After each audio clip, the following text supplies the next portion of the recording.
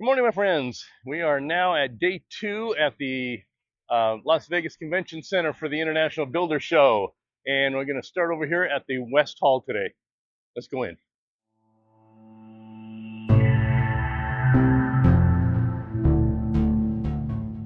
Okay, when you first walk into the West Hall, you walk right into the kitchen and bath section. So if you want anything, pretty much anything to do with your kitchen, all the appliance companies are here. So if you, and they all got little setups. So if you want to, get some ideas on what you want. So I am a little disappointed this year at the Central Hall. Last year there used to be a lot of companies here that had things that were homeowner DIY friendly and easy to get. This year, not so much. Now, I understand that this show is geared towards home builders and not mostly, like for, mom and pop DIYers. But last year, there was quite a few things that were interesting. This year, not so much. So I'm kind of a little disappointed in that. Obviously, you got things like your kitchen appliance companies are all here. But those you can go and you can see at local stores. There's some lighting companies and flooring companies, but things like the flooring companies is a lot of these are not local where you probably are located, which means you're not going to be able to get your hands on them, or you have to order online. And if you're like me, especially like on flooring, you want to go and touch it and feel it and see what it's like because you want to make sure that what you're buying you like it. And if you can't do that and everything's got to be bought online, it makes it a little bit difficult. So you're probably going to go to places like Floor and Decor if that's near you, or a Home Depot, or a Lowe's, or some other flooring store that's near you to pick up that kind of stuff. The ones here are mostly geared towards big builders and things like that. Now we do have the Leviton booth right here behind me. Let's spin around here. I'm going to go in there because I think it was, if I remember right, there's a couple new products that they came out with, or they extended a couple of their lines. So let's go take a look and see what they got. All right, we're at the Leviton booth here at the International Builder Show. This is their Lever Edge. Now, it used to be called the Edge. Now it's called the Lever Edge, so they kind of changed up a little bit, only because you've probably seen these around. They've been on countless videos. They're the new outlets and switches by Leviton that instead of using screws in the side, they use these little levers. And if you've ever used like a Wago, however you want to call it, connector, it works the same way. So on the back of your outlet or switch, you have a lever that lifts up and then your pulls out. Now, I know you see me talk about using the stabbing connectors and outlets and never to use those, and you're probably saying, well, what's the difference with this? It's not a stab in. It works like the Wagos. You put it in the back, you close your lever, it locks it in. It works great for you DIYers. This is perfect. If you have any problems working with electricity, it's a great way to put it on there. You don't have to worry about, did you make the shepherd's loop just right? Did you get it on the screw properly? Is it going to hold? These work out great. The only thing new that Leviton came out with this last year is we have two new products. One is the GFCI, and the other one is actually a dimmer switch. So you have your rocker style switch, but on the side here, you have a slider for your dimmer. So those are the two things that they came out with on the Edge, which is now called the Lever Edge. So they kind of rebranded it with a new name on it. But otherwise, everything else is the same. The other thing that's really nice about the Edge products, or Lever Edge, is along the top here, they have little knobs and grooves. So when you have a multi-gang box and you put these together, those will lock in to each other and give you the proper spacing for your wall plate. Because a lot of if you got like a 3, 4, even a 6-gang box, and you're trying to put that wall plate on there, trying to get all those switches all lined up where they hit that opening, sometimes it's a challenge. So when you put these in there and you screw them in, those just line up right in there and they connect with them, and then you got your proper spacing. You don't have to worry about them. So that's another nice thing about them. But otherwise, you just push it in, you click it, and like you said, push, click, and done, and they're all good. So here it is. Like I said, you've seen multiple videos on these before. I just want to bring you the new product that they came out with, which is the GFCI and the slider on the dimmer. Now, they still do not have standard duplex outlets in the Lever Edge, so it's just going to be the Decora style. Are they going to have it in the future? Who knows? A couple other new items from Leviton is their EV outlet and their innovative service panel. Now, I'll probably be doing a separate video on both of these products in the future. So we got another elevator company, but this one here you can kind of see. I'm going to turn this around so you can kind of see this. This is not embedded into a wall, so you can see the size of it. It's actually pretty small. This would be about a 4 foot by 4 foot one. I can see the small footprint. It doesn't need a whole lot of room. Let me get over here.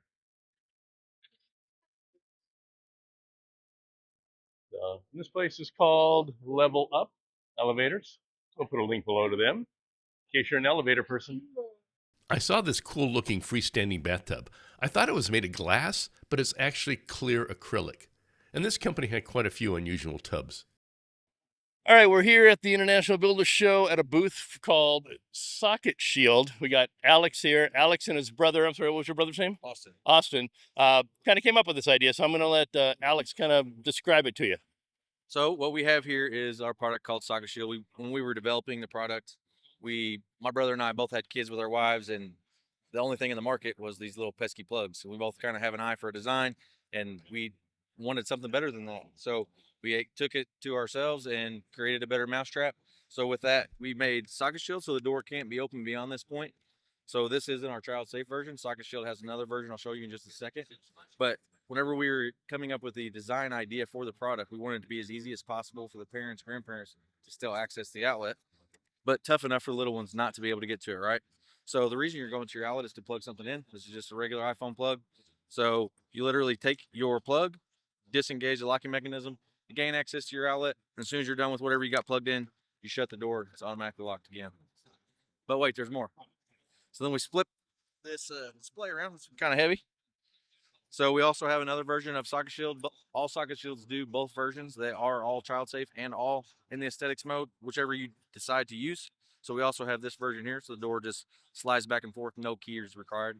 A lot of our customers buy this style of Socket Shield just because us as adults put them along our backsplash. Us as adults, that's kind of our eye level. We see those more often. And it really just makes a nice tile backsplash just that much. So I'll do a little close up here in a few minutes showing you how there's a release on these so you can make them either child safe or not child safe, but I'll do a little close up on that in a second. But I know some of you are going to go, well, why on a backsplash? You don't have to worry about child safety on a backsplash, but mostly it's for aesthetics. So you don't see, like an ugly outlet out there. So now you got a nice cover over it, and it just kind of gives you a little bit better look to your space. Now, actually, how are these obtainable at this time? Are they in retail outlets? So we are on Walmart.com, Menards.com. If you know what that is, it's kind of regional in some areas. And then obviously Amazon. We do pretty well on Amazon.com. And then we also sell on our website, SocketShieldUSA.com. Awesome. And it's something like this. What's the price point on it? We retail for $11.99 a piece. We sell them in 2-packs on the channels I just talked about. But we do offer discounts for the more you buy, the more you save. So you get a 12-pack or more, you're getting down to the $9.99 a piece on our website because we only offer more variation in quantity on our website, which is SocketShieldUSA.com. And is there any other? Do they only come in the one finish, the white, or how do they come? We do actually have 5 colors total at this time. If somebody wanted to reach out, with 6 technically, but if somebody wanted a different color to say a large quantity, we can pretty much make any color work with the right quantity. So currently we have an ivory, an almond, a white, obviously red for hospital use, an espresso, which is kind of brown, and then matte black. All right. So if you're like a builder or something that needs a large quantity of them and you want a specific finish, just give them a call and they can probably work it out for you. Now, how long you guys been in business? We started the business in 2017. We both had no idea what we were doing. So we wore a lot of hats for several years, and we leaned heavily on friends and family to get us to the point as far as engineering, attorneys, getting the patent process. All that just takes time. And then I hate using this excuse, but it's real. COVID was in the middle of all that. So it really slowed down our production, and we had to, during the injection molding process, it really slowed everything down. But we've been selling for about 2 years now. We've had pretty good success, and we're happy to be here at the IBS show. Awesome. So hopefully they can land some good deals with some builders and start getting into the houses from the ground up. So, all right. Well, I do appreciate it and hope you guys take off real well. Thank you very much. Thank you. You too. To open the cover in child safety mode, just use the plug on the item that you want to plug in to release the lock. And it works with 2 or 3 prong plugs. All of the covers are capable of either child safety mode or free sliding, aka aesthetic mode, because of this little spring-loaded locking tab on the bottom. When the tab is out, the sliding cover will automatically lock when closed, making it childproof. For aesthetic mode, you can permanently retract that tab by using the included retaining clip, and then the clip stores in the back of the cover when it's not in use. All right, we're here at the Snap Power booth. Now, this is a booth that I came to last year. Unfortunately, like I mentioned earlier, we had a problem with the mics and I couldn't post their story. But this year, they actually have more products. And I'm here with Kevin. He's an engineer that worked on this new item that Snap Power is coming out with. It is, now I talked about yesterday with the Halo and the humidity sensor on the switch. There's a similar, but with a twist to it. It's a little bit different. So it's still a humidity sensor for your fan for your bathroom, but I'm gonna let Kevin kind of let you know about how it works. All righty. So yeah, this is the new device. It's called the Auto Vent.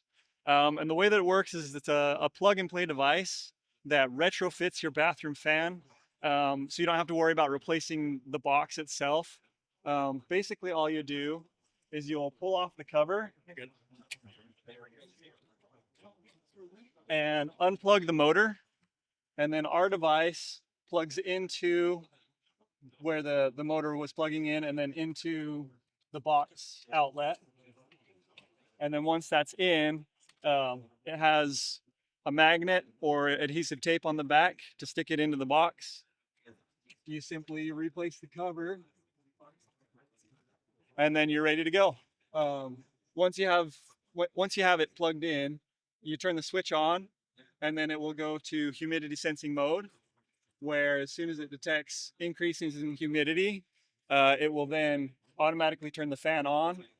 It will run it'll run as long as it detects that the levels are higher, and then as soon as it comes down, it'll shut the fan back off. So kind of like what you got is, instead of like Halo, the one I showed you, Halo, you're gonna have to rewire your switch. You have to pull the existing switch out. You're gonna have to wire their switch in. So if you're not, say, comfortable working electricity, you might be a little hesitant to do that. This one is just plug and play. But your ceiling fan in your bathroom, all it is a plug. So the cover just covers it. So, but when you take the cover off, there's a plug in there. You just pull the plug out, you plug that plug into their unit, and then their unit you plug into where your fan was normally plugged into. So it's acting like a switch between your fan and the power.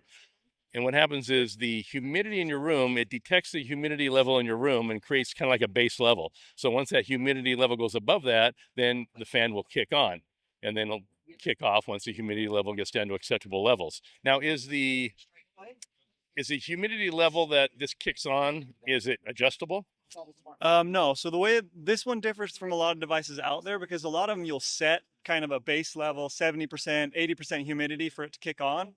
Rather than setting that, we've programmed ours so that it detects what the humidity is at where you are. You know, whether you're in Las Vegas where it's low humidity, or you're somewhere in like Florida or back east North Carolina where it's higher humidity, it's going to detect the base level, and then it's watching for those changes. So as soon as it detects somebody is showering, the humidity is now increasing, it has a spike, that's what triggers it to turn on. Now, is there a percentage over the base level before it kicks on? Is that what it, or is it just like if it goes up 1%, does it kick on? Or It's about 5 to 10%. Okay, It's kind of what the base level. all right, good. So there's no adjusting like the Halo one. You do have to adjust and you have to set your levels. So if you're not familiar how to do that, you might have some issues. Of course, you play around with it until you get it right. But this one, like I said, it's just plug and play. You plug it in, you put your cover back on, and you're done. So this is kind of a cool thing. And then I'm going to be talking to the guys who are at Snap Power about their other products. And then I'll put a link below on how to get to their site. Now, this one here, you said it's not available on the market yet, but it's coming out when? September, October. Okay, so September, October of 2025, it should be available. So you heard about it, so get ready to install them because they're going to be available for you to purchase. And then I'm going to go and talk to the guys about their other products, because they got a few more new products that came out starting this year at the show. This is one of them. We got a door lock, a couple door locks over there, and then we're also going to do the wall plates like we had last year. All right, appreciate it. Thank you. Thank you. Now, there is one other thing that you're going to need to do regarding the vent fan, is that it has to have power constantly. So you can't turn off the wall switch, otherwise there's no power up there for it to work. So it has to stay on the whole time. So they have a cover here that goes over your wall switch, and it also works as a timer. So you want to show how that works? Yep. So it'll have a little knob here. You can press it to turn it on, press it to turn the fan off, or you can dial in a specific set time, and then when you push it in, it'll run for that amount of time and then automatically turn off. Now, if it works on humidity levels, why would you need a timer? Don't you want it to run the whole time there's too much humidity in the room? You do want it anytime that there's the humidity, but a lot of your bathroom fans are also used to pull out smells from using the bathroom. And so for that reason, we wanted to have a way to be able to turn it on and turn it off, based on if you have other reasons to vent. Okay, so in other words, like a fart fan. All right, so so you just want to turn your fan on for a period of time. You're going to walk out. You don't want to have to come back in or turn it off later. This will do it automatically, and the timer adjusts from what to what. So we're looking at probably 15 minutes to an hour. Okay, so about the shortest is about 15 minutes. Yeah. Okay, and then it just to attach it over your light switch. So if so your wall switch, it usually would just have double-sided tape on there, and you just Yep, it just goes right over the goes right over your switch, and it doesn't matter whether you have a toggle switch or the Decora style; it fits over both of them. designed to fit both. Now, the only issue, and I mentioned this to him a minute ago, was if you have your light and your fan on the same switch. So in other words, you turn your switch on and your fan comes on with your lights, then this wouldn't be an option for you because obviously you're going to be turning your light off when you leave the restroom, and then therefore the fan's going to go off if it's all in one. So you'd have to have a separate switch for the fan for this to work. All right, we're still at Snap Power booth. This is another product that they have, and this one's kind of cool. So this is great for you DIY homeowners. Simple. All you need is a screwdriver. Okay. So this is a lock for your doors. So you know how sometimes you have child locks you put on your doors, or you want to put a lock on the door, but you don't want to alter the door. You don't want to screw into the frame. Maybe you're a renter or something. So you just want something that can go on the existing configuration of the door, but it still does the same thing. And that's what they have here. And it's called, what's it called? It's called the strike lock. Strike lock. Okay, so he's going to demonstrate it for us. All right, so you can add a smart lock to any door inside your home in just a couple of seconds. So let's say you've got a gun room here, or I don't know, maybe a home office. You want it secured, so you just come up, you just open your door, and you come up to the On the inside. Sorry about that. You come up to the existing strike plate, and you just unscrew the old strike plate, just like that. And then you take the strike lock, and you just come up, and right where you remove the strike plate, you're just going to screw in the strike lock, just like that, and you're done. You've just added a smart lock to your door. So I'm going to shut the door. I'm going to show you. So now you can come up. Again, let's say this is your home office. You don't want kids or teenagers coming in and out of it. With the fingerprint, authorized fingerprint only, you can actually secure the door just like that. And now that latch is going to come down, and that's going to keep your door shut. That'll withstand up to 400 pounds. So that's as strong as the deadbolt in your front door. And so there's no kids, teenagers, or adults that are going to get into that room if you don't want them to get into the room. And then when you want to come in and out of the room without a key, all you do is you come up with your fingerprint, and just like that, you can open the door and walk right in. And you can do it from both sides of the door. So now this biometrics, can you put multiple fingerprints on it? You can. You can store up to 50 unique fingerprints inside of it. Is that done through like a link to your computer or phone or something, or how do you do it? No, we make it really simple, so it just works. You don't have to download apps. You don't have to worry about apps crashing or messing up. It's all done right here at the unit itself. In addition to that, because we're doing it that way, it's not constantly trying to find an app and stuff and training your battery. So most smart locks, are done within months usually, and this will last anywhere from 2 to 3 years battery life. And what type of batteries does it take? Standard AAA batteries. How many? 4. Yep. And now this product is coming out when? October 1st of this year. All right, so it should be available in October of 2025. And is it going to be available at retail outlets or just online through Snap Power, or how's it going to be sold? So initially, we're going to launch it on our website like we do everything else, as well as probably Amazon, and then we'll slowly roll out into the big box stores. Awesome. Now, besides this, let's say you don't want to screw anything, and it's just now this will also work on an entry door from the outside, and I'll kind of show you a little close up here in a minute. This is if it's an entry door. This is all you see on the outside is the biometrics for your fingerprint. The inside is where you have the unit. Or anything like that. But the outside of the door is where you have your biometrics. So you just come up and you take the smart that. lock. It'll retract, and then you can open it. Just take the strike lock. But let's just say you don't want to screw anything on, but you want to secure the door, from kids, because, you put those knobs over your knob, and sometimes they're even hard for you to open the door. But they have another product, and what's this one called? Okay, this is called the Hug Lock. the hug lock. So this works the same way. And what it is it's similar to this, but instead of screwing into your strike plate, all it does is it kind of clamps around the door. So Yeah, so where that one's an actual smart lock that's going to withstand lots of force, protect you against both kids and adults getting in. This is for child-proofing a door. And all you have to do, you come up to the door, and I know your viewers have probably seen if you're baby-proofing a home or a door, you've got like those plastic knobs that go around this guy. And the problem with those, right, is that they're within reach of the kids. So I've got 4 kids. So my kids would just reach up once they were 2.5, 3 years old, and they could get those and eventually just rip them off or learn how to manipulate them. So the only other option until now has been those locks that you drill into the frame of your door. You see them on hotels with those chains.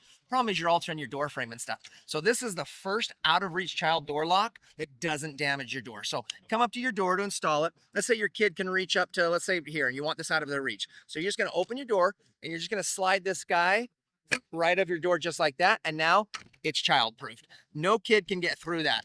You can open it if you're an adult and you're tall enough. You can just come up here and slide it over just like that, and it's going to open. And same thing on the other side. You just reach around the other side, push the latch in, and just like that, you're done. And you can always adjust the height of it if you want. You can go on top of the door as well. So the older and taller your kids get, the more you can move the lock up. So, all right, this is kind of cool. Now, is this available yet? It comes out next month. Yep. So it's been manufactured. It's on the water now, and we'll have it next month. Awesome. And then say price point for say something like this one. We are selling them in 2 packs for $29.99. So about 2 packs for $30. That's not bad. So, about $15 each. That's not bad at all. And then the this one here. The Strike Lock Smart Lock runs anywhere from about $60 to $70 retail. Awesome. Great product. So this one in about a month, and this one later on this year. All right, so we're still here at the Snap Power booth. I'm here with Trevor. Now, Trevor's the one I interviewed last year, and everything got screwed up with the mic, so wasn't able to post it. So we're going to give Trevor another try at this. So this is Snap Power. Now, Snap Power provides kind of like a night light without having to plug it in. And we'll go over that here in a second. But there's a cool backstory about Snap Power, and they were a Kickstarter company. So that's how you guys started, right? And you guys have grown into a multi-bazillion-dollar company now, right? Yeah. All right. So Trevor's going to kind of give us a rundown on what they have here. So great. So this is what we call our guideline. This is what we got started with. So it has an LED light bar on the bottom. And the beauty behind the product is how easy it is to install. It's because there's no wiring or batteries involved with it. It's just these prongs on the back that make contact with the side screw terminals found on the outlet. So you just plug it into place, and then you got your outlet ready to go.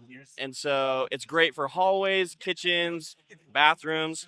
And this has a little photo cell. So it's a dusk till dawn sensor. So when it gets dark, the light automatically comes on. And yeah, that's the beauty of it. It's just super easy to do.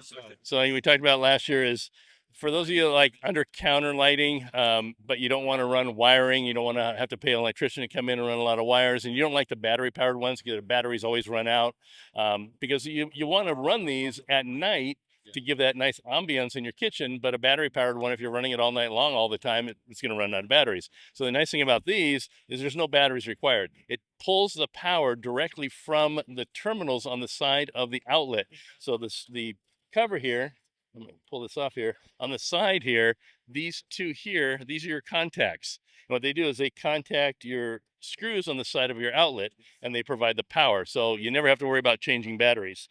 And then, see if I can get that on with one hand here. It's harder with one hand. Um, But you can still do it. Yeah.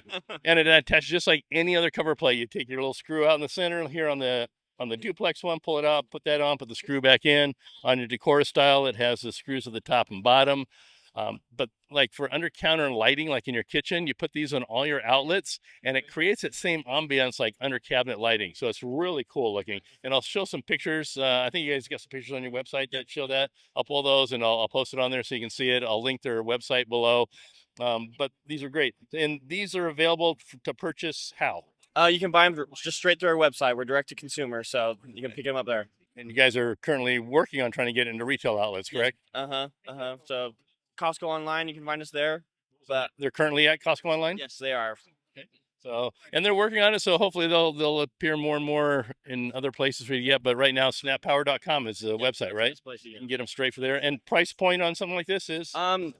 18 to $20, depending on the pack size and the different type of product you have. And have you guys determined the lifespan of the LED light? Yeah, so the LED lights are rated for like 25 years, so we haven't seen anyone bring them back yet. Yeah, so they're pretty much going to be there the whole time you're in that house. So, and then so you got the two here. Now they do have a new product that came out this year, and that's their Storm one. Is that what? Yeah, so we have a new product called the Stormlight, and it operates the same, but it just has the added benefit of a battery backup. So if your power goes out, there'll be extra light that pops on for some extra lighting. And So it'll be good. So you can put like one of those like in the hallway, and just you don't need them on all the outlets. You want to stagger them throughout the house. So if your power goes out, then you still have some light so you can see by. So, but that's their that's just kind of like your core product, right? Yep. The guide light is our bread and butter. That's what we started with, but we also have it for switch lights, and then we also have a product that's a motion sensor. So if you prefer motion sensor, which is really great for like bedrooms, having a motion sensor instead of having a night light that's on all night. And so when you get out of bed. Now for a switch, obviously if you have the core tile switch, it's the same outlet. Do you have one for the toggle type Yeah, switch? we have it for toggle. So we have rocker and toggle for single, double, and triple gang. And then the colorways for our product, we have white, light almond, ivory, and black.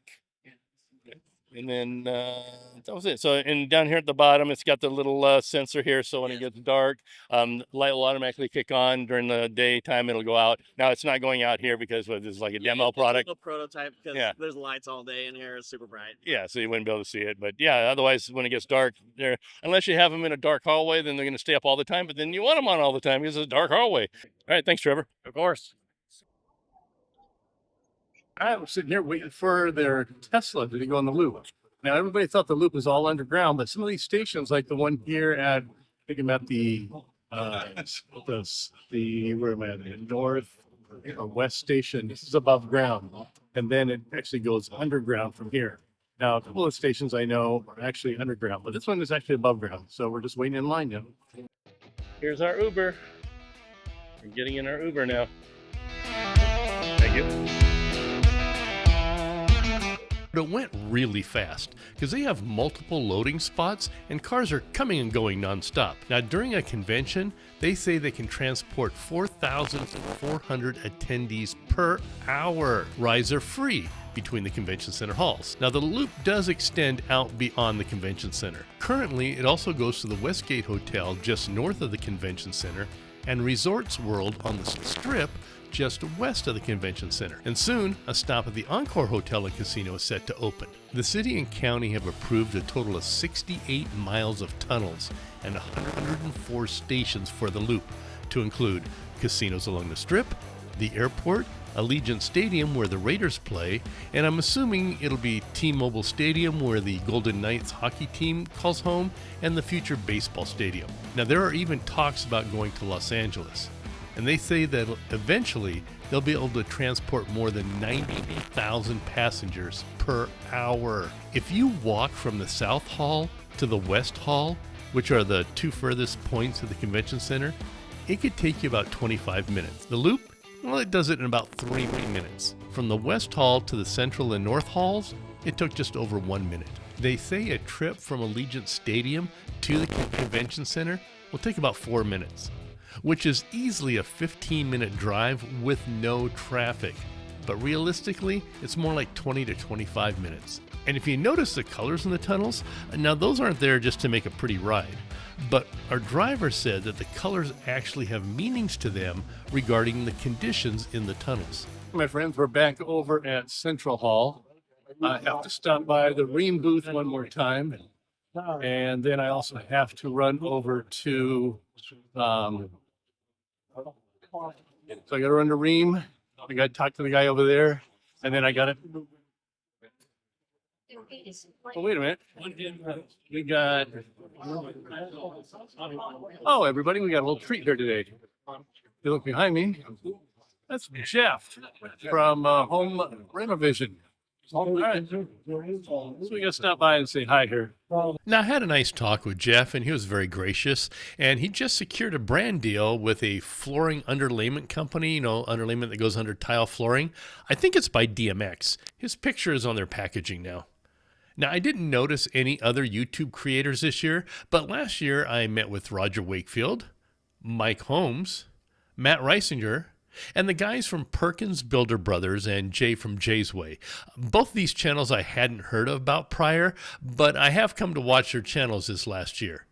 And I also met up with the gang from Stud Pack. That's Paul, Jordan, and Rad.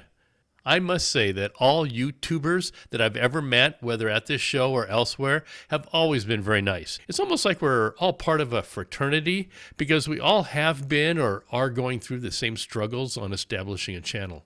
So I'm a moron. I thought I left my camera and selfie stick here that I'm using right now back at the Leviton booth. And I was just about out of the central hall when I realized I didn't have it in my hand. So I was carrying my other tripod, which I normally keep in my backpack. So since I had something in my hand, I thought, well, that was this, until I went to use it and it wasn't there. So I ran all the way back to the Leviton booth, only to find out this was actually in the bottom of my bag. So yeah, a little embarrassing. And it's one more trip on the loop back to the West Hall.